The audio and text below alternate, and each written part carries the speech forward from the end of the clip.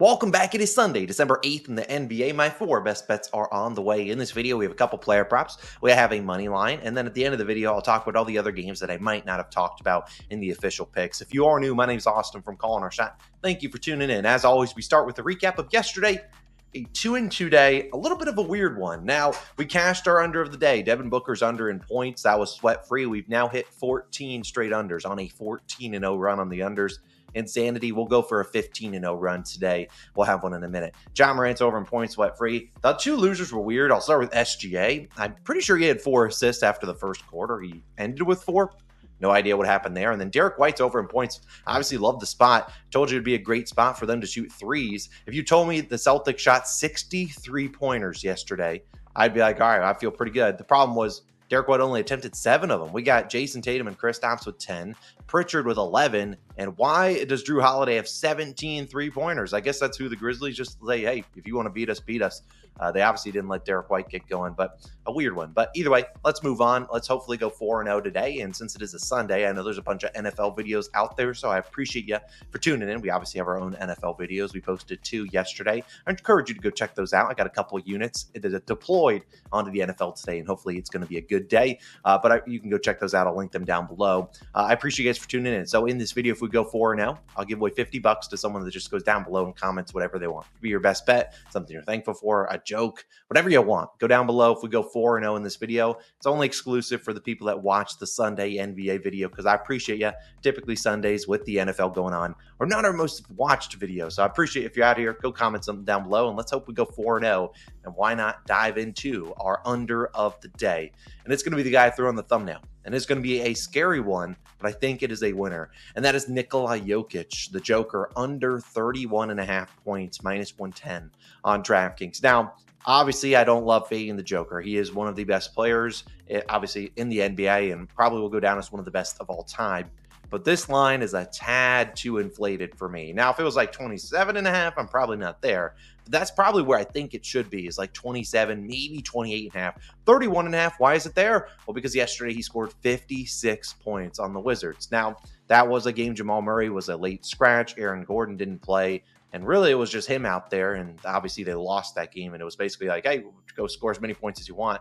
But again, I don't see that being continuing over into this game. Let's hope Jamal Murray suits up. And even if he doesn't, I'm still not too concerned about it because the Hawks are a team that I could see throwing 2 people at him. And they might already do that as is. Now, Jokic on the season is under this line in 11 of 18.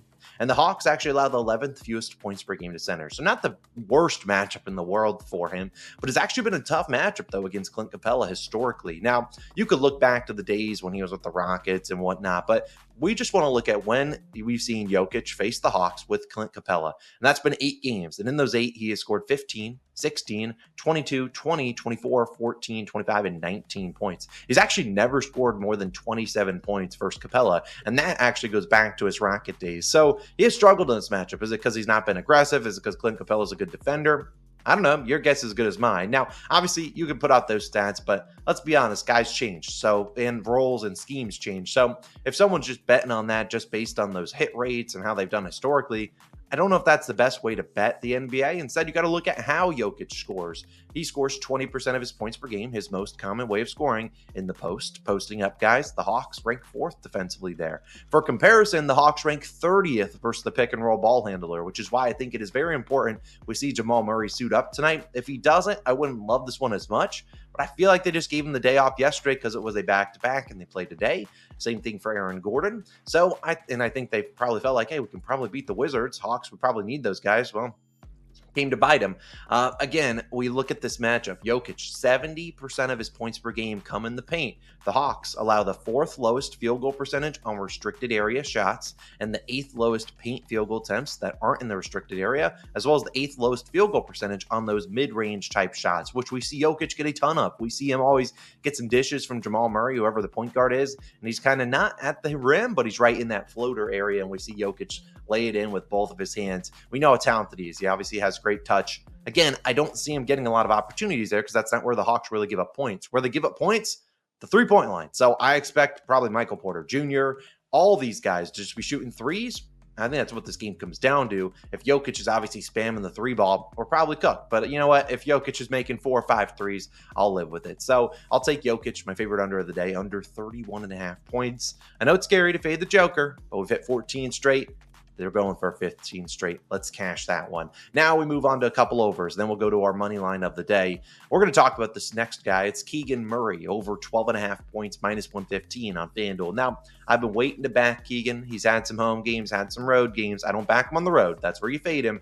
But back at home in a terrific spot. I think this is a good one where we see Keegan get up to 15 plus points. Now, this season, Keegan is averaging 13 points per game at home. A little bit of a dip from the 17.5 last year. The field goal attempts are down a little bit. Field goal percentage, not as high as it was last year. Also, you have DeMar DeRozan on the team. Still, I think this is a good spot. We've seen actually recently, we've seen 11, 12, and 11 field goal attempts the last 3 games. That's all I'm asking for. If we can get Keegan Murray close to 10 to 12 field goal attempts, I'm going to live with this spot of asking a guy to basically get a point per shot, especially for a guy that shoots a lot of threes. And we look at how the Jazz play defense. Number one, they really struggle in transition, which is where Keegan Murray scores a lot of his points. But number two, they're actually pretty good against the pick and roll. In fact, they rank 4th defensively versus pick and roll ball handlers. However, they allow the 5th most catch and shoot 3-pointers. So this is a team that when you're running that pick and roll, they're going to really hunker down on you and try to limit those points in the paint. And they, in turn, give up a ton of 3-point opportunities. Well, we look at how the Kings lineup is constructed right now with Malik Monk in the starting lineup. We have De'Aaron Fox, Malik Monk, DeMar DeRozan, Domantas Sabonis. I just named 4 guys that aren't, known for being big time shooters. So sure, Malik Monk, you can consider him there. He's more, in my opinion, an off the dribble kind of guy. And then you have Keegan Murray, their catch and shoot guy. That's why he's out there. And that's why we have seen in his career, he's played pretty well against Utah. His last 8 games versus them: 16, 22, 22, 15, 47. I don't know how that happened. 25, 14, and 5 points. This season, he has 14 and 5 against them. Now, the 5 points by Austin, that was his most recent game. Something scary. He only shot 6 times. Let's also look at what happened in that game. De'Aaron Fox had 49 points. Well, Fox, when he scores 50, it's going to be hard for Keegan to get some usage. Number 2, DeRozan, Sabonis, and Monk, all 3 didn't play. So you had more defensive focus going to Keegan Murray instead of him being, that guy that gets the worst defender on him. And then my final point is that he basically switched roles in that game, and who filled his role? Trey Lyles and Kevin Huerter. Those guys made 5 threes. So they filled into Keegan's role while Keegan filled into the other guys that were missing his role. So it was not his normal role. I'm not surprised they didn't play too well. Tonight, he'll be in that catch and shoot role, the guy in transition that's going to spot up for threes, and he should get plenty of opportunities. Let's just hope he knocks him down back at home. I like the over at 12.5 points. And then my third prop of the day, this will be my final one, then I'll throw it to Logan for his favorite pick. It's going to be another over, and it is DeAndre Ayton, over 14.5 points, plus 100 on DraftKings. I don't think this goes up to 15.5. I mean, most books will have a 15 plus points line anyways. I don't really like the rebounds or anything like that for Ayton. I also like his first quarter points, and I'll talk about that right now. Now I'm going to start my analysis for DeAndre Ayton by saying I don't really like him. I think he is a guy that will never be a part of a big time winning, team in the playoffs. Sure, you could say, he's part of the Suns. That was a pretty loaded Suns team that lost in the finals to the Bucks. I just don't like the way he comes out some games, and he's just low energy. He just isn't engaged. Now, good for us is that I feel like he just got that game out of his system. Last game versus who'd they play? The Jazz. He scored 6 points. He only played 2 minutes in the second half, got benched the rest of the game. Now, were they down by 100 points? Yeah. But he got benched, and they didn't bench everyone else. And why? They asked head coach Chauncey Billups. Basically, in the press conference, he was like, I just did not like his spirit. So basically, you got benched because you weren't given energy and you weren't given some effort. I'm not a DeAndre Ayton, but if I'm an NBA player and I just got benched, I'm normally playing, my 30, 35 minutes. I'm going to try pretty hard the next game. Now, normally I question Ayton's energy and effort on, every game. This feels like a spot he has to give effort. And, if he doesn't come out and give effort, what does that show to the coaching staff? Like, hey, this guy he's checked out. He does not care. So I think we see him give effort, and they're going to need him tonight against Anthony Davis of the Lakers. So without Robert Williams and Donovan Clingan, their 2 other centers, they can get away with sometimes having games with DeAndre Ayton and then the bench guys bringing in a bunch of 3-and-D guys. You probably don't want to do that against Anthony Davis, so they will need him out there. And we've seen prior to that game he got benched, Ayton had hit the over in 4 straight, 16, 26, 18, and 16 points. He had been pretty good. And we look at how he scores his points. 33% of his points per game in the paint, non-restricted area. Another 49% in the restricted area, where the Lakers ranked 20th and 27th, respectively, defensively. So, again, those are two good spots to target the Lakers. They have Anthony Davis for rim protection, but again, where DeAndre Ayton scores, a lot of those mid-range opportunities, I think he'll get them, and he'll get them as much as he wants. I think they'll hopefully the Blazers, other guys will find the ball to him and let him get going early in this one. He's going to be needed for size, so the minutes should be stable. I think they keep this game competitive, especially after how last game went. So I really do like his over in points. I don't like DeAndre Ayton, but I think this is a spot that he can get us 15 points. And I wouldn't honestly be mad if Scoot Henderson returns. He could be on the horizon tonight because Scoot and DeAndre Ayton have a decent connection where they will dish it to each other. If you know, we took a lot of those DeAndre Ayton and Scoot Henderson props at the end of last year when they were basically the only two healthy Blazers. So I wouldn't be mad if Scoot returned. I just think this is a spot DeAndre Ayton shows up. And that's why I kind of like his over in first quarter points. But I think it was 4.5. He doesn't really get to the free throw line a ton, so you need some shots to fall, and you probably need 6 points there. So I do like DeAndre Ayton's over in points. Now I'm going to throw it to Logan. He's, I think, hit 2 in a row, if I'm not mistaken. We didn't really have any picks we liked yesterday, which is why we didn't force a spread pick. Going forward, I'm just going to make sure I always agree with Logan's pick. If it's one that I think's coming out of left field, probably going to say, hey, we're not going to do that one, but I really like this one tonight. I'll let Logan take things over before I talk about every other game on the slate. Logan, the floor is yours. So we've had a nice little mini hot streak. Sixers continued the spread winners for us a couple days ago. Now let's continue it with another money line winner. And today I'm rolling with the Warriors on the money line, minus 115 odds on DraftKings is currently your best value there. Now on Friday, I was closely watching the result of this Warriors-Timberwolves game, knowing they played again on Sunday. That's kind of my new thing. If I'm looking ahead in the matchup, seeing where is a potential short, like revenge spot, if you will. We have the exact same pick'em line as we did Friday, except the Wolves just won by 17. So a pretty convincing Timberwolves win on Friday.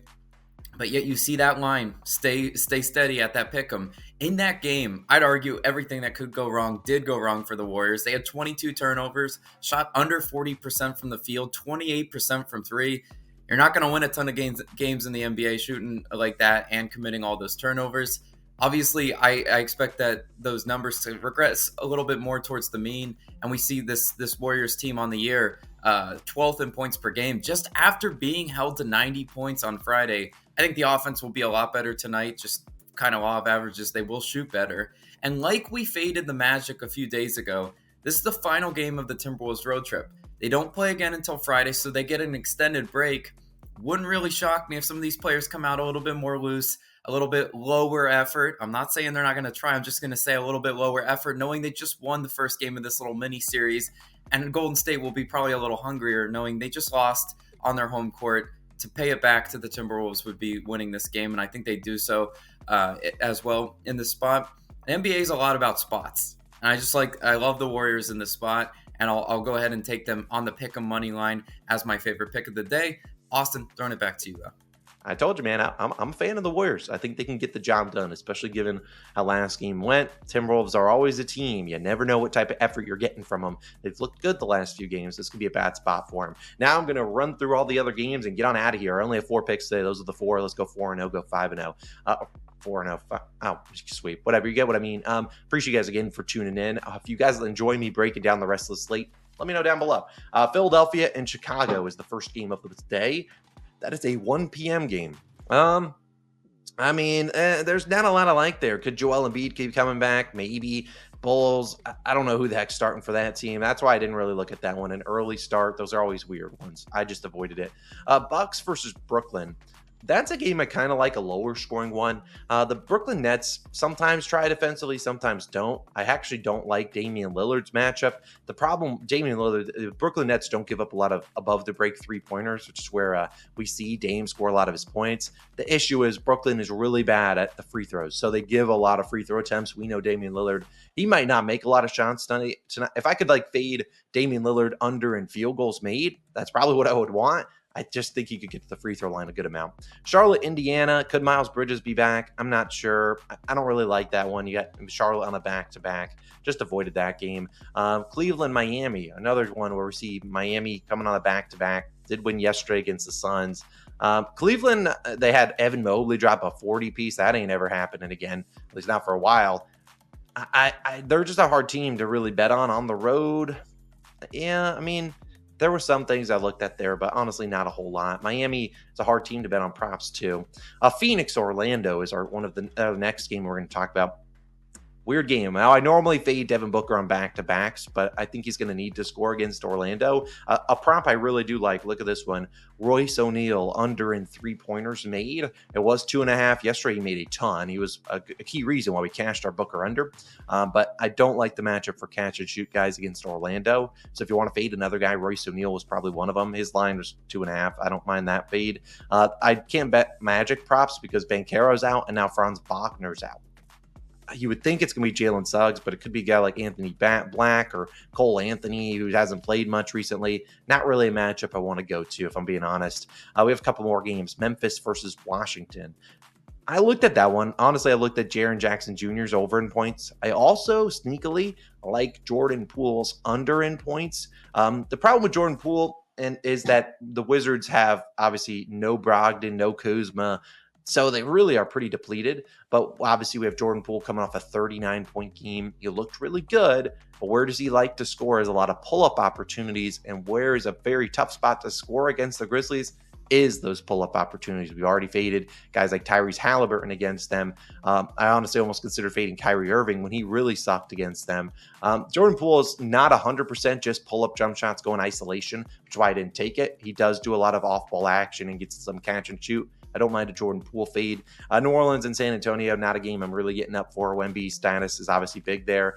Minnesota, Golden State, Logan already talked about that. Houston, LA, I looked at Dylan Brooks under in points. I didn't take it because Tari Eason is out, and I feel like that might lead to some more minutes for Dylan Brooks, but I do like his under. I also like James Harden's under in assists. I liked Alperen Şengün's under in points, but that line jumped from 22.5. Well, dropped from 22.5 down to like 20.5.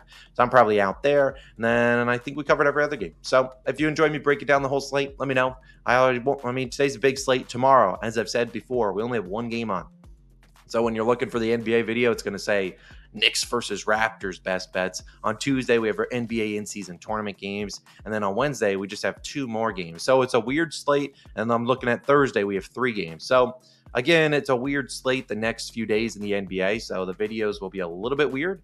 Maybe we'll do some long shots or something like that. But stay tuned for that. We really don't have a full slate of action until next Friday. So enjoy. Don't go too crazy today betting the NBA. It is a Sunday, so things can get weird. And let's hope to cash a 15th straight under. So let's have a day, and I'll see you guys back in the next one.